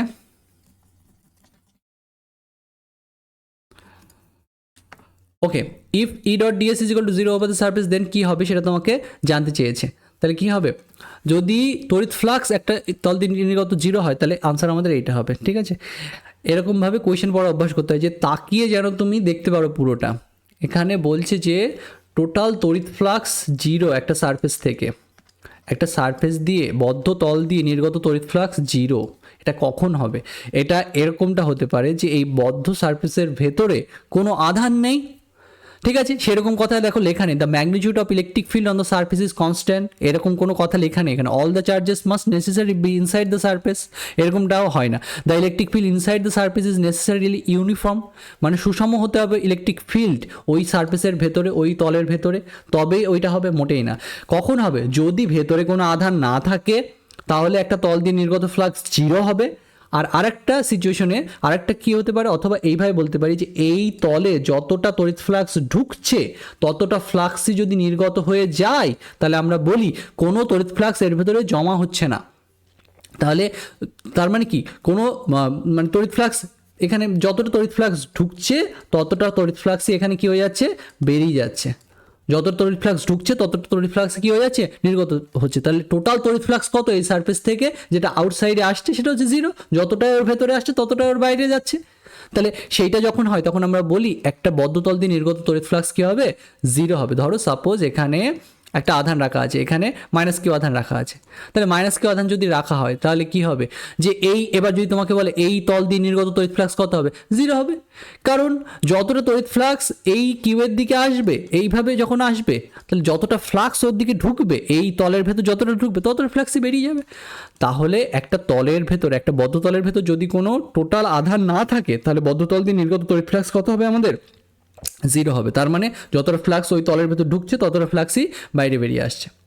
ঠিক আছে, এবার কি বলেছে দেখো, কে এর ভ্যালু এটা ধরতে বলেছে, এবং দ্য ইলেকট্রিক ডাইপোল মানে হচ্ছে তড়িৎ দ্বিমেরু এইভাবে চিত্র অনুযায়ী রাখা হয়েছে তড়িৎ দ্বিমেরুটাকে। তাহলে তড়িৎ দ্বিমেরু ডিরেকশন কোন দিকে ক্রিয়া করছে? এই বরাবর ক্রিয়া করছে। তড়িৎ দ্বিমেরু ডিরেকশন কোন দিকে হয়? সবসময় মাইনাস থেকে প্লাস চার্জের দিকে হয় তড়িৎ দ্বিমেরুর। এবং কি বলেছে এখানে, দ্য ইলেকট্রিক পোটেনশিয়াল হচ্ছে 100 ভোল্ট। কোন পয়েন্টে? পি পয়েন্টে। এই ডাইপোলটার জন্য ওই পয়েন্টে পোটেনশিয়ালের ভ্যালু বলে দিয়েছে, তড়িৎ বিভবের মান বলে দিয়েছে। তাহলে আমাকে কি বের করতে হবে? ও আচ্ছা, এই ইলেকট্রিক পোটেনশিয়ালটাকে এই এককে তোমাকে বের করতে হবে। ইলেকট্রিক পোটেনশিয়ালটা আমাকে বের করতে হবে পি বিন্দুতে, এইভাবে আমাকে লিখতে হবে 10² মানে 100 ভোল্টের মাল্টিপল করে লিখতে হবে আনসারটাকে। ঠিক আছে, তাহলে আমরা বিভবটাকে বের করবো কোন পয়েন্টে? পি পয়েন্টে। তাহলে তড়িৎ দ্বিমেরুর অক্ষ বরাবর পি পয়েন্টে তড়িৎ বিভব বের করার সূত্র কি? তার সূত্র হচ্ছে এইটা, P/4πε0 ইন্টু কী হবে? R² মাইনাস কী হবে? L²। তাহলে তুমি বলতে পারো যে স্যার আগেও তো একটা অঙ্ক করালেন, সেখানেও তো একটা তড়িৎ দ্বিমেরুর জন্য একটা বিভব বের করেছিলেন। এই যে এই 6 নম্বর অঙ্কটাতেও তো আমরা তড়িৎ দ্বিমেরুর অক্ষ বরাবর একটা পয়েন্টে তড়িৎ বিভব বের করেছিলাম। তাহলে এখানে তো লিখলেন না যে এই জিনিসটা, এই যে এইভাবে এই যে R² মাইনাস L² এখানে লিখলেন, ওখানে তো লিখলেন না। এখানে দেখো আর এর ভ্যালু এর ভ্যালু দুটোই বলে দিয়েছে, এবং এলটা বলেনি কোথাও যে মানে তড়িৎ এল বলতে এইগুলোকে বোঝানো হয়, এল বলতে এই ডিস্টেন্সগুলোকে বোঝাচ্ছে, এইগুলোকে আমি এল বোঝাচ্ছি। ঠিক আছে, এই দুটো হচ্ছে আমাদের এল। ঠিক আছে, এর যখন থিওরি পড়ানো আছে আমার চ্যানেলেও পড়ানো আছে, বা তোমরা কোনো বই যদি পড়ো তাহলে ওগুলোকে এল বা ডি দিয়ে বলে। আমি এখানে এল দিয়ে বললাম, ডি দিয়েও তো যদি তোমরা পড়ে থাকো তাহলে ডি লিখবে। ঠিক আছে, তাহলে আমরা পড়েছিলাম যে যদি ডি অনেক ছোট হয় তাহলে আমরা এই সূত্র ইউজ করি। ঠিক আছে, এখানে দেখে বোঝা যাচ্ছে যে ওই সূত্রটা আমাকে এখানে ব্যবহার করতে হবে ডিরেক্টলি। এখানে দেখো পিকে বলে দিয়েছে, এখানে আর তোমার ওই ইয়েটা দরকার নেই। R² মাইনাস ডিটা এখানে বসাবো কোথায়? মানে ওই যে তড়িৎ দ্বিমেরুর যে দুটো আধান, এই ডি তো আমাকে কোয়েশ্চেনে কোথাও বলেনি। ঠিক আছে, সেই জন্য আর আমি ওই সূত্রটাকে না বসে ডিরেক্ট ওইটা লিখেছি যে P/4πε0 R² লিখেছিলাম। কিন্তু এখানে যেহেতু আমাকে দেখিয়ে দিচ্ছে সব ছবিতে, তার মানে এখানে কিন্তু এইটা তোমাকে বসাতে হবে, নাহলে কিন্তু ভুল হবে তোমার। ঠিক আছে, তাহলে এবার তুমি বের করতেই পারো। এখানে বলছে যে এই 1/4πε0টাকে কে ধরে নিতে বলেছে, তাহলে আমি কে ধরে নিলাম। আর তড়িৎ দ্বিমেরুর যে তড়িৎ দ্বিমেরুর ভ্রামক বলতে কি বোঝাবো, তড়িৎ দ্বিমেরুর আধান আর তাদের মধ্যবর্তী দূরত্ব, এখানে তাদের মধ্যবর্তী দূরত্ব কত 6 সেন্টিমিটার, তাহলে আমি 6 সেন্টিমিটার বসিয়ে দেবো, 6 × 10⁻² বসিয়ে দেবো, ঠিক আছে। আর তাদের আধান কত কিউ করে আছে এখানে, তাহলে কিউ ইন্টু এইটা হবে তড়িৎ দ্বিমেরুর ভ্রামক, r² - l² করতে হবে, আর কত এখানে, এটা হচ্ছে তোমার আর, তা r = কত 5 সেন্টিমিটার, তাহলে 5 মানে কত 25, 25 মাইনাস কত হবে 9, l বলতে এখানে 3 হবে, তাহলে 25 - 9 করলে কত হবে 16, তার সেন্টিমিটার স্কোয়ার, তাহলে মানে কত হবে 10⁻⁻4 হবে, সেন্টিমিটার স্কোয়ার হচ্ছে, সেন্টিমিটার স্কোয়ারকে যদি মিটারে নিয়ে আসি 1 সেন্টিমিটার স্কোয়ার মানে হচ্ছে 10⁻⁻4 বর্গমিটার, ঠিক আছে, কারণ 1 সেন্টিমিটার মানে 10⁻² মিটার, তাহলে এটা আমাদের হবে, তাহলে এত কি হবে ভোল্ট হবে, তাহলে আমাদের আনসার কি হবে কিউ কে ইন্টু কত হবে, এখানে কত হবে আমাদের কাটাকাটি করলে যে 3 হবে, এখানে 8 হবে, তাহলে কত হবে 3/8 ইন্টু 100 ভোল্ট, তাহলে উত্তরে বলছে 10² ভোল্টের মাল্টিপল করে আনসারটাকে লেখো, এই হচ্ছে সেই মাল্টিপলটা 3/8 ইন্টু কিউ কে, তাহলে আনসার কত হবে আমাদের 3/8 ইন্টু কিউ কে হবে, তাহলে এটা হবে আমাদের পোটেনশিয়াল 100 ভোল্টের কত গুণ এখন পোটেনশিয়াল আছে পি পয়েন্টে সেটা তোমাকে বের করতে বলেছে, তাহলে আনসার আমার এটা হবে। তারপরে কি বলছে দেখো 6 চার্জেস, তাহলে 3টে এখানে দেখো পজিটিভ চার্জ দিয়েছে, 3টে নেগেটিভ চার্জ দিয়েছে, সেগুলো একটা হেক্সাগন, হেক্সাগন মানে ষড়ভুজ, ষড়ভুজের সাইডে আছে, এবং হেক্সাগনের যে লেন্থ কত বলে দিয়েছে, হেক্সাগন মানে ষড়ভুজের প্রত্যেকটা বাহুর লেন্থ বলে দিয়েছে, কৃতকার্য কত হবে the work done in bringing A charge Q0 to the centre, এই ষড়ভুজের কেন্দ্রে Q0 আধানকে ইনফিনিটি থেকে অসীম থেকে এই সেন্টারে নিয়ে আসতে কতটা কৃতকার্য করতে হবে সেটাকে আমাকে বের করতে হবে, কোনো একটা পয়েন্টে কোনো একটা আধানকে আনার ফলে কৃতকার্যের মান, কৃতকার্যের যে রাশিমালা হয় সেটা কি হয়, যে কোনো একটা পয়েন্টের বিভব যদি আমি জানি তাহলে সেই পয়েন্টে একটা পরিমাণ আধানকে আনতে কৃতকার্য কত হয় Q0 × V হয়, এখানে সেন্টারের বিভব কত হবে 0 হবে, তাই কৃতকার্য কত হবে 0 হবে, তাহলে আনসার কত হবে 0 হবে, তাহলে দেখো 0 অপশানে অবভিয়াসলি থাকবে, তাহলে এটা আমাদের উত্তর হবে। এখন কী করে করলেন স্যার, কিছু তো বুঝতে পারলাম না, দেখো ভেঙে ভেঙে বলছি, যদি কিছু আধান থাকে, ধরো 3টে আধান এখানে আছে, Q1 Q2 Q3 আধান আছে এখানে, এখন তোমাকে বললো এই পি পয়েন্টে তুমি Q4 আধানকে এনেছো, এই Q4 আধানকে পি পয়েন্টে আনতে কৃতকার্য কত হয়েছে সেটা তোমাকে যদি বের করতে বলে, কিভাবে তুমি বের করবে, তুমি ক্যালকুলেট করবে এই Q1 Q2 আর Q3 জন্য পি পয়েন্টে কতটা তড়িৎ বিভব আছে, তড়িৎ বিভব হয় এই 3টে আধানের জন্য, সেটা তুমি বলবে ভিপি, পি পয়েন্টে তড়িৎ বিভব। এবার পি পয়েন্টে যে তড়িৎ বিভব হলো, তড়িৎ বিভব মানে হচ্ছে একক ধনাত্মক আধানকে অসীম থেকে একটা পয়েন্টে আনতে কতটা কৃতকার্য করতে হয়, তাহলে ভিপি মানেই হচ্ছে +1 কুলম্ব আধানকে অসীম থেকে পি পয়েন্টে আনতে কতটা কৃতকার্য আমি করেছি, তাহলে Q4 আধানকে পি পয়েন্টে আনতে কৃতকার্য কত হবে Q4 × ভিপি, তাহলে এটাই হবে কৃতকার্যের রাশিমালা যেটা আমি এখানে লিখেছিলাম। এখন কথা হচ্ছে এই 6টা আধানের জন্য আমাকে কি করতে হবে, এই কেন্দ্রে কতটা তড়িৎ বিভব হচ্ছে সেটাকে আমাকে বের করতে হবে, তাহলে কিউ থেকে এই দূরত্বটা কত হবে আমাদের, এই দূরত্বটাকে যদি বলি আর, এইখান থেকে এই দূরত্বটা আর হবে, যেহেতু ষড়ভুজ সব এই দূরত্বগুলো কি হবে সমান হবে, অ্যাকচুয়ালি আর না এখানে ডি করে হবে, যেহেতু এখানে সমবাহু ত্রিভুজ হয়, ষড়ভুজের ক্ষেত্রে সবগুলো সমবাহু ত্রিভুজ হয়ে যায়, তাহলে এগুলো সবই ডি করে হবে, তাহলে এই দূরত্বগুলো সব ডি করে হবে বা সবার ক্ষেত্রেই সমান হবে, তাহলে এই প্রত্যেকটা আধান থেকে এই সেন্টারের দূরত্ব কি এখানে সেম আছে, তাহলে টোটাল বিভব কত হবে ওই সেন্টারে, প্লাস কিউয়ের জন্য বিভব কত হবে, এই মাথার এই প্লাস কিউয়ের জন্য বিভব কত হবে Q/D, ওই 1/4 আগে আছে ওটা লিখছি না আমি, তাহলে এখানে কত হবে -Q/D, ওর জন্য সেন্টারে বিভব এত হবে, তারপরেরটার জন্য বিভব কত হবে Q/D, তারপরেরটার জন্য বিভব কত হবে -Q/D, তারপরেরটার জন্য বিভব কত হবে +Q/D, তারপরেরটার জন্য বিভব কত হবে -Q/D, তাহলে টোটাল বিভব কত হয়ে গেল সেন্টারে 0 হয়ে গেল, তাহলে যেহেতু বিভবটা 0 তাহলে কৃতকার্য কত হয়ে যাবে 0 × Q0, তাহলে 0 হবে আনসার, তাহলে এইভাবে আমাদের হবে। তারপরে কোশ্চেনটা খুবই সহজ, দেখো the angle between the electric field lines of force and equipotential surfaces কত হবে 90 ডিগ্রি হবে। কি বলতে চেয়েছি এখানে, যে ইলেকট্রিক লাইন্স অফ ফোর্স মানে হচ্ছে তোমার তড়িৎ বলরেখা, যে ইকুইপোটেনশিয়াল সারফেস মানে হচ্ছে সমবিভব তল, সমবিভব তলের সঙ্গে তড়িৎ বলরেখা কত অ্যাঙ্গেল করে থাকে, অবভিয়াসলি 90 ডিগ্রি কোণ করে থাকে, আমরা জানি যে সমবিভব তলের সঙ্গে তড়িৎ বলরেখাগুলি বা তড়িৎ ক্ষেত্র যে ভেক্টরটা হয় সেটা সমবিভব তলের সঙ্গে কত অ্যাঙ্গেল করে থাকে 90 ডিগ্রি কোণ করে থাকে। কেন কীভাবে হয় সব আমি পড়িয়েছি আমার চ্যানেলে, আর যদি তোমরা জানো থিওরি তো খুবই ভালো কথা, ঠিক আছে, এইভাবে আমাদের হবে। তারপরে কি বলছে দেখো, 2 হলো স্কয়ার যেরকম বলেছে, একটা রেডিয়াস বড় একটা রেডিয়াস কম, তাদের সমান আধান আছে, তা পোটেনশিয়াল কোনটাতে বেশি হবে সেটা তোমাকে বের করতে বলেছি, তাহলে যার রেডিয়াস কম সেটাতে বেশি পোটেনশিয়াল হবে, ঠিক আছে, সেটাতে বেশি বিভব হবে, তাহলে মোর অন স্মলার স্ফিয়ার হবে, ঠিক আছে, কীভাবে করলাম, যে আমরা কি জানি যে হলো যদি হয়, হলো মানে হচ্ছে ফাঁপা, ফাঁপা পরিবাহী গোলক, ফাঁপা পরিবাহী গোলকের যে পোটেনশিয়ালের সূত্র কি, যে পৃষ্ঠে পোটেনশিয়ালের সূত্র কি, পৃষ্ঠে পোটেনশিয়ালের সূত্র হচ্ছে Q/4πε, ওই ফাঁপা গোলকটার ব্যাসার্ধ। তাহলে বলছি যে দুটো গোলকেই তো কিউ আধান সেম দেওয়া আছে, হ্যাভ ইকুয়াল চার্জেস, তাহলে কার বিভব বেশি হবে, কার পৃষ্ঠে বিভব বেশি হবে, তার পৃষ্ঠেই বিভব বেশি হবে যার ব্যাসার্ধ কম, নিচে যার ছোট তার পৃষ্ঠে বিভব বেশি হবে। ঠিক আছে, তাহলে কি হবে, মোর অন স্মলার স্ফিয়ার, তোমার বিভবটা কি হবে, বেশি হবে। ঠিক আছে, ওকে। তারপর কি বলছে দেখো, দুটো পয়েন্ট চার্জ এরকম আছে, the magnitude of electric field intensity 1/r³ হবে। খুব জানা জিনিস আমাদের।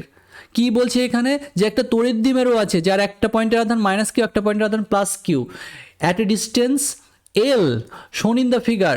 ঠিক আছে, মানে এই -q +q আধান এইভাবে l দূরত্বে পরস্পর থেকে রাখা আছে। এবার বলেছে তড়িৎ ক্ষেত্রের রাশিমালা, তড়িৎ ক্ষেত্রটা r এর সাথে কিভাবে ডিপেন্ড করবে, যদি r is very very greater than l হয়। তাহলে আমরা কি পড়েছিলাম, যে তড়িৎ দ্বিমেরুর জন্য তড়িৎ ক্ষেত্র কার সাথে প্রপোর্শনাল হয়, যখন তড়িৎ দ্বিমেরুর আকার দূরত্বের থেকে অনেক ছোট হয়ে যায়, সেক্ষেত্রে আমরা কি পড়েছিলাম, ই ইজ প্রপোর্শনাল টু কি হয়, ই কার সাথে সমানুপাতিক হয়, তড়িৎ ক্ষেত্র যে প্রাবল্যটা সেটা কার সাথে প্রপোর্শনাল হয়, কার সাথে সমানুপাতিক, 1/r³ এর সাথে। তাহলে আনসার কী হবে আমাদের, ই ইজ প্রপোর্শনাল টু কী হবে, 1/r³। দেখো স্পিড আসছে আস্তে আস্তে করতে পারবে। ঠিক আছে, এরকম। এখন দেখো আমি একটু তাড়াতাড়ি বলছি, এইভাবে আশা করি আস্তে আস্তে বুঝতে পারবে। প্রথম দিকে আমি তাড়াতাড়ি বলে দিই, তাহলে একদমই বুঝতে পারতে না। ঠিক আছে, আরও কয়েকটা কোয়েশ্চেন করি আমরা। দেখো দেখো এখানে কি বলছে, পোলার মলিকুলস আর দ্য মলিকুলস, পোলার মলিকুলস মানে হচ্ছে ধ্রুবীয় অণু। ধ্রুবীয় অণু কোনগুলো, যেগুলো হচ্ছে তোমার বলছে যে having a permanent electric dipole moment. ঠিক আছে, তাদের একটা পার্মানেন্ট ইলেকট্রিক ডাইপোল মোমেন্ট থাকে, সেইগুলোকে পোলার মলিকুলস বলে। ঠিক আছে, অবভিয়াসলি। তারপরে কি বলছে, হ্যাভিং জিরো ডাইপোল মোমেন্ট, মোটেই না। পোলার মলিকুল হচ্ছে ধ্রুবীয় অণু সেইগুলো যার একটা পার্মানেন্ট ইলেকট্রিক ডাইপোল মোমেন্ট থাকবে, সেগুলোকে আমরা বলবো হচ্ছে আমাদের তড়িৎ পোলার মলিকুলস, ধ্রুবীয় অণু। এইটাই হবে, বাকি একটাও দেখো ঠিক নেই। এখানে বলছে having zero dipole moment, zero dipole moment থাকলে সেটা ধ্রুবীয় অণু হয় না। এখানে বলছে acquire dipole moment in the presence of electric field due to displacement of charges, তা সেটা ধ্রুবীয় অণু। পোলার মলিকুলস মানে হচ্ছে ধ্রুবীয় অণু। ধ্রুবীয় অণুতে আবার এই ডিসপ্লেসমেন্ট অফ চার্জেস হওয়ার জন্য আবার তাকে নতুন করে ধ্রুবীয় হওয়ার কোনো মানে হয় না। ধ্রুবীয় অণু মানে হচ্ছে দেখো এর যে নেগেটিভ আর পজিটিভ চার্জের ভিতরে একটু দূরত্ব আছে, মানে তার একটা তড়িৎ দ্বিমেরু ভ্রামক অলরেডি আছে। তড়িৎ ক্ষেত্র প্রয়োগ করে সেখানে আবার নতুন করে তড়িৎ দ্বিমেরু ভ্রামক তৈরি করা লাগে না। তারপরে বলছে এটা অর্জন করে acquire dipole moment only when magnetic field is absent. ঠিক আছে, এটা বলছে যখন ম্যাগনেটিক ফিল্ড অ্যাবসেন্ট থাকে তখনই তার তড়িৎ দ্বিমেরু ভ্রামক থাকে। এটা কি ঠিক কথা না? Permanent dipole electric dipole moment থাকে কার, তো এই পোলার মলিকুলসের। যেটা তড়িৎ দ্বিমেরু হয় তার একটা পার্মানেন্ট ইলেকট্রিক ডাইপোল মোমেন্ট থাকে, তার একটা স্থায়ী তড়িৎ দ্বিমেরু ভ্রামক থাকে, তবেই সেটাকে পোলার বা ধ্রুবীয় অণু বলা হয়। তারপরে কোয়েশ্চেনটা দেখো কি বলছে, a dipole is placed in an electric field. ডাইপোলটাকে দেখো এইভাবে রাখা হয়েছে, তাহলে ডাইপোলের ডিরেকশন কোন দিকে হয় সবসময়, তড়িৎ দ্বিমেরু ভ্রামকের ডিরেকশন কোন দিকে হয়, তড়িৎ দ্বিমেরু ভ্রামকের ডিরেকশন হয় মাইনাস থেকে, তড়িৎ দ্বিমেরু মাইনাস থেকে প্লাস চার্জ। কিন্তু ডাইপোল যদি এইভাবে থাকে, এটা আমি পড়ানোর সময় কি বলেছিলাম, থিওরি পড়ানোর সময় বলেছিলাম, এটা হচ্ছে সব থেকে মোস্ট আনস্টেবল সিচুয়েশন তড়িৎ দ্বিমেরুটার জন্য। এইভাবে রাখলে তড়িৎ দ্বিমেরুটা ইলেকট্রিক ফিল্ডের এই দিকে চলে আসে। তাহলে in which direction it will move towards the right as the potential energy will decrease. তাহলে এই তড়িৎ দ্বিমেরুটা সবসময় ইলেকট্রিক ফিল্ড বরাবর থাকতে চায়। ঠিক আছে, ইলেকট্রিক ফিল্ড বরাবর থাকতে চায়, তড়িৎ দ্বিমেরুটা সবসময় ইলেকট্রিক ফিল্ড বরাবর থাকতে চায়। তুমি যদি ওকে এবং ইলেকট্রিক ফিল্ড বরাবর থাকলে তবেই তার স্থিতিশক্তি সর্বনিম্ন হয়। তড়িৎ দ্বিমেরুটাকে ইলেকট্রিক ফিল্ডের সাথে যত বেশি উল্টো দিকে অ্যাঙ্গেলে ঘোরাতে থাকবে তার স্থিতিশক্তি বাড়তে থাকবে, এবং স্থিতিশক্তি বাড়লে সেটা আনস্টেবল সিচুয়েশনের দিকে যেতে থাকবে। তাহলে স্থিতিশক্তি কমানোর জন্য সে কীভাবে থাকবে, এই তড়িৎ দ্বিমেরু বরাবর থাকবে। তাই কী হবে, সে টুয়ার্ডস দ্য রাইট, ডান দিকে সে ঘুরে যাবে, কারণ ওই দিকেই তার পোটেনশিয়াল এনার্জি কী হবে, স্থিতিশক্তি কী হবে, ওই দিকে কম হবে। ঠিক আছে, তারপরে কি বলছে দেখো, টু চার্জ স্ফেরিক্যাল এরকম আছে, তাহলে then the ratio of the surface, এটা কত সেটা তোমাকে জানতে চেয়েছে। ঠিক আছে, তাহলে দেখো এখানে সিগমা 1 আর সিগমা 2 রেশিও জানতে চেয়েছে, ক্ষেত্রীয় আধান ঘনত্বের রেশিও আমরা জানতে চেয়েছে। ঠিক আছে, আমি কোয়েশ্চেনটা ভালো করে পড়লাম না, তোমরা আচ্ছা তোমাদের জন্য পড়ি। দেখো টু চার্জড স্ফেরিক্যাল কন্ডাক্টর, দুটো আহিত যে স্ফেরিক্যাল কন্ডাক্টর পরিবাহী গোলক আছে যাদের ব্যাসার্ধ তোমাকে বলে দিয়েছে R1 R2 আর কানেক্টেড বাই ওয়্যার, তাদেরকে ওয়্যার দিয়ে কানেক্ট করে দেওয়া হয়েছে। Then the ratio of surface charge densities কত হবে এখন সেটা জানতে চেয়েছে তোমার কাছে। তাহলে দুটো তোমার R1 R2 ব্যাসার্ধের যদি গোলককে তুমি যদি কানেক্ট করে দাও, এটা ধরো R1 ব্যাসার্ধের, এটা ধরো R2 ব্যাসার্ধের, তাহলে এদের কি হবে, এদের ভেতর বিভব আধানের প্রবাহ হতে থাকবে যতক্ষণ না পর্যন্ত তাদের বিভব সমান হয়ে যায়। তাহলে এখন তাদের বিভব কত, এখন ধরো এটার বিভব Q1/4πε, এটার আধান এখন ধরো Q1 বলছি, এটার আধান এখন ধরো Q2 বলছি, তার মানে এদের কি সমান হয়ে গেছে, বিভব সমান হয়ে গেছে, এদের বিভব সমান হয়ে গেছে। তাহলে Q2 বাই কত হয়েছে, 4πε কি হয়েছে, ওই 4πε লেখার দরকার নেই, এটা 4πε সরিয়ে লিখি আমি, তাহলে ইজি হবে। তাহলে কি হবে এখন, যে Q1/R1, যেটা আমি প্রথমেই বলছিলাম আজকে, যখনই তুমি তার দিয়ে কানেক্ট করে দেবে তাহলে ফাইনাল অবস্থায় এই রেশিওটা কি হয়, তাদের ইকুয়াল হয় গোলকের ক্ষেত্রে।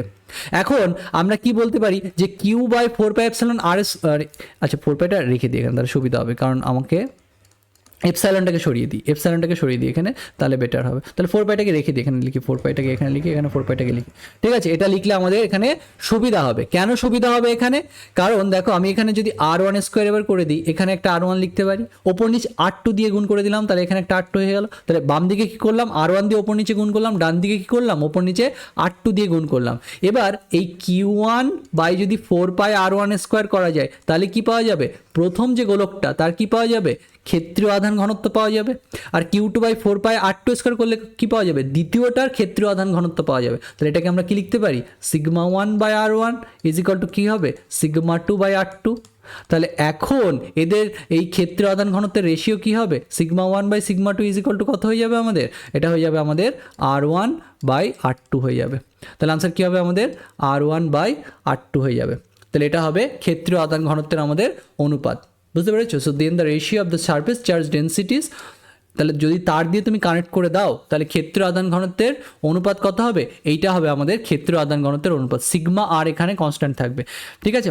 আমি যখন থিওরি এটার পড়িয়েছিলাম এই গোলকের বিভবের এই জায়গাগুলো পড়িয়েছিলাম, তখন আমি একটা জায়গায় বলেওছিলাম তোমাদের যে ভি ইজ প্রপোর্শনাল টু, এইরকম গোলকের ক্ষেত্রে V is proportional to sigma R হয়, তাহলে ব্যস্ত সম্পর্ক হচ্ছে, আমি এখানে তো সরল সম্পর্ক পেয়ে গেলাম মনে হচ্ছে, সিগমা আর এর গুণফলটা ধ্রুবক থাকে, σ1/σ2 কত হবে, R2/R1 হওয়া উচিত। তো এখানে কি ভুল করেছি মনে হচ্ছে, তো তাহলে এখানে σ1/σ2, ও আচ্ছা এখানে একটু ভুল করেছি, সরি ক্যালকুলেশনে, সরি তাই বলছি। তাহলে এখানে কত হবে আমাদের, এটা হবে না, সরি আমি এখানে ভুল করে ফেলছি। তাহলে এখানে কত হবে, σ1R1 কত হবে, σ2R2 হবে। তাহলে কি হবে, σ1/σ2 কত হবে, R2/R1 হবে, sorry for mistake. So R2/R1 এটা হবে আনসার, সরি। সো এইটা বলেছিলাম আমি যে সিগমা আর আর এর গুণফল কি থাকে, ধ্রুবক হবে। তাহলে সেটা যদি তোমার জানা থাকে, অ্যাকচুয়ালি অঙ্কটা সেইভাবেই করতে হতো, এটা আমি অনেক ডিটেলসে বললাম, এইভাবে তোমাদের পরীক্ষায় মোটেই করা উচিত ছিল না। এখানে আমরা কিভাবে করতাম পরীক্ষার জন্য, যে সিগমা আর আর এর গুণফলটা ধ্রুবক থাকে, তাহলে সিগমা আর এর গুণফল যদি ধ্রুবক থাকে তাহলে σ1R1 কত হবে, σ2R2, তাহলে σ1/σ2 কত হবে আমাদের, R2/R1। তো এইভাবে আমরা করে ফেলতে পারতাম ভেরি ইজিলি, এইভাবে আমাদের শর্টকাটগুলো বুঝতে হবে, ঠিক আছে। এই ধরনের অঙ্ক আমি বলেছিলাম তোমাদের, আমার যে তড়িৎ বিভব সম্পর্কিত কয়েকটি সমস্যা, সেই লেকচারেও আমি তোমাদের এই অঙ্ক বলেছিলাম যে অনেকগুলো ড্রপ মিলে যদি একটা বড় গোলকে পরিণত হয়, তাহলে বড় গোলকটার বিভবের সূত্র কি, বিভবের সূত্র হচ্ছে n⁻2/3 ইন্টু ছোটো গোলকটার বিভব। এখানে কতগুলো মিলিত হয়েছে, 27টা, তাহলে 27⁻2/3 হবে ইন্টু ছোটো হাতের ভি, ঠিক আছে। তাহলে 3³ তাহলে এখানে কত হয়ে যাবে তোমার 9 হয়ে যাবে, 9 ইন্টু কত হবে, 220 হবে। এটা যদি ক্যালকুলেট করার কথা হবে আমাদের, এটা হবে 1980 ভোল্ট, এটা আমাদের আনসার হবে। তো এইভাবে আমাদের দেখো হয়ে গেল। এখন কীভাবে করলেন স্যার, ঠিক আছে। আচ্ছা, অনেকে হয়তো আমার ভিডিও দেখোনি, তারা বুঝতে সমস্যা হচ্ছে, তাদেরকে জন্য আমি ভেঙে বলছি, দেখো তাহলে এটা আমাদের আনসার হতো এখানে। তাহলে কীভাবে বললাম এটা দেখো, তাহলে আমি কি বলছি এখানে, আমি বলছি যে ছোট গোলক, এখানে স্মল সাইজের অনেকগুলো ড্রপ মিলে একটা বড় ড্রপ তৈরি হয়েছে, ঠিক আছে। তাহলে potential energy of the bigger drop, বড় যে ড্রপটা আমাদের তৈরি হয়েছে তার পোটেনশিয়াল এনার্জি বের করতে বলেছে, ঠিক আছে। তাহলে সেটা আমরা কি করে বের করব, পোটেনশিয়ালটা বের করতে হবে, ঠিক আছে, বিভবটা বের করতে হবে বড়টার। তাহলে ছোট আহিত যে ইয়েগুলো আমাদের ড্রপগুলো আছে তাদের প্রত্যেকটার বিভব কত বলেছে, 220 ভোল্ট। ওই ছোট গোলকগুলোর ছোট যে ড্রপগুলো প্রত্যেকটাতে যদি কিউ চার্জ থাকতো এবং প্রত্যেকটার ব্যাসার্ধ যদি আর হতো, তাহলে প্রত্যেকটা বুদবুদের বা প্রত্যেকটা ড্রপের কত হতো আমাদের বিভব, কত হতো, এত হতো Q/4πε বা ε0 ইন্টু আর। এইরকম অনেকগুলো গোলক মিলে যদি একটা বড় বুদবুদে বা বড় ড্রপে পরিণত হয়, তাহলে সেই ক্ষেত্রে আমরা কি বলি, তাদের আয়তন ইকুয়াল হবে। তাহলে ছোট ড্রপগুলো এন সংখ্যক ড্রপ মিলে যদি একটা বড় ড্রপ তৈরি করে, তাহলে এন সংখ্যক ড্রপের টোটাল আয়তন কত হবে, n into 4/3 pi r cube. আর বড় ড্রপের আয়তন কত হবে, 4/3 পাই ক্যাপিটাল আর কিউব। তাহলে capital R is equal to কত হবে আমাদের, n⁻⁴ ইন্টু ছোট হাতের আর। তাহলে আমরা কি করলাম, যে ছোট ড্রপগুলোর আয়তন মিলে বড় ড্রপটার আয়তনকে তৈরি করবে। তাহলে বড় ড্রপটার ব্যাসার্ধ কত হবে, সেই বড় ড্রপটার ব্যাসার্ধ হবে এইটা। এবং ছোট ড্রপগুলোর সবার আধান মিলে বড় ড্রপটার আধান তৈরি হবে। তাহলে বড় ড্রপটাতে এখন কত আধান আছে, n কিউ পরিমাণ আধান আছে। আর বড় গোলকটার যে বড় ড্রপটা তার এখন বিভব কত হবে, এইটা হবে বড় ড্রপটার বিভব, n/4πε0 ইন্টু আর। ক্যাপিটাল আর মানে কত, যদি মানটা আমরা এখানে বসিয়ে দিই, ক্যাপিটাল আর মানে কত হবে, n/4πε0 ইন্টু ক্যাপিটাল আর মানে কত হবে, n⁻⁴ ইন্টু ছোট হাতের আর, এরকমটা আমাদের হবে। এবার ক্যালকুলেট করলে কত হবে, n উপরে আছে, নিচে n⁻⁴ আছে, কাটাকাটি করলে কত হবে, n⁻² ইন্টু কত হবে, q/4πε0 এরকমটা আমাদের হবে। তাহলে এইটা মানে কি, আবার ছোট হাতের ভি, এই ছোটটার বিভব, এই যে ছোট হাতের বিভব মানে ওইটা ছিল। তাহলে লিখতে পারি না, capital V is equal two কি লিখতে পারি, তাহলে যে সূত্রটা আমি বললাম এটা মনে রাখতে হবে সবাইকে, capital V is equal to কত, n⁻² ইন্টু স্মল ভি। মান বসিয়ে দাও, ক্যালকুলেট করো তাড়াতাড়ি, ঠিক আছে। এইভাবে তাড়াতাড়ি করা অভ্যাস করতে হবে, সেই জন্য বলছি আমি কোয়েশ্চেনগুলো একবার তোমাদের করে দিচ্ছি, এটা তোমরা এর পিডিএফ আমি তোমাদের দিয়ে দেবো, এটা তোমরা আবার বাড়িতে নিজেরা প্র্যাকটিস করবে আবার, এবং তাড়াতাড়ি করার চেষ্টা করবে, আবার এগুলোই প্র্যাকটিস করবে, ঠিক আছে। তাহলে আজকে আমি এখানে আরও কোয়েশ্চেন আছে, আজকে আমি কিছু করালাম, এরকম 2-3টে ভিডিওতে আমি তোমাদের এই স্থির তড়িতে সবগুলো কোয়েশ্চেন আমি তোমাদের কমপ্লিট করে দেবো, যেগুলো নিটে পড়েছে, ঠিক আছে। ওকে, আমার চ্যানেলকে ফলো করো, এরকম আরও তোমরা ভালো ভিডিও তোমরা পেতে থাকবে। আমার ভিডিও ভালো লেগে থাকলে তোমরা ভিডিওটাকে লাইক করতে পারো, আমার চ্যানেলকে সাবস্ক্রাইব করতে পারো এবং বন্ধুদের সাথে শেয়ার করতে পারো। থ্যাংক ইউ বন্ধুরা।